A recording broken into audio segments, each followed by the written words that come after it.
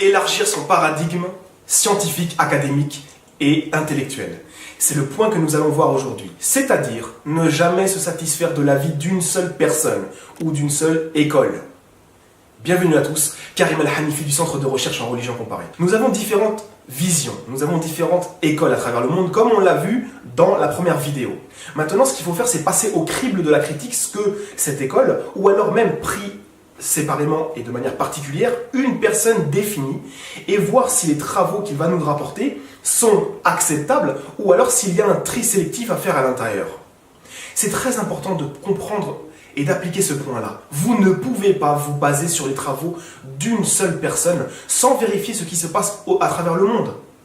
Pourquoi? Parce que peut-être qu'une école de pensée, peut-être qu'une école de recherche ou des chercheurs, ou alors une seule personne a déjà remis en cause ce que la personne a dit.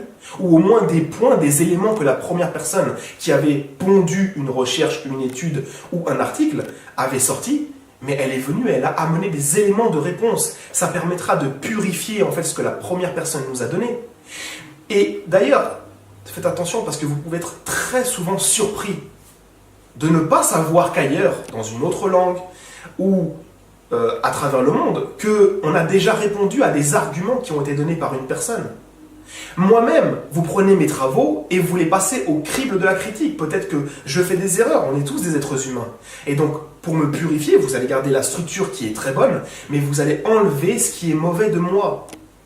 Eh bien, passez-le au crible de la critique, à travers les recherches des autres chercheurs à travers le monde. Mais ne vous satisfaisez jamais d'une seule personne. Si vous prenez un livre, sachez qu'à travers le monde, il y a déjà quelqu'un qui a soit répondu, soit est tombé sur les mêmes conclusions, ou alors a apporté des éléments de réponse supplémentaires. C'est pareil, si vous prenez par exemple des livres anciens, eh bien il faut savoir qu'il y a eu une mise à jour depuis.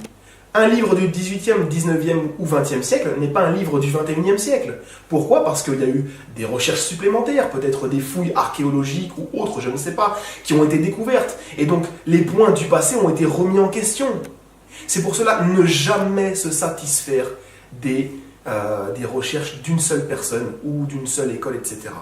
Toujours être à jour, toujours être à niveau. Ça, c'est un point très très important dans la méthodologie d'approche des sources et bien sûr du travail scientifique. Merci à tous.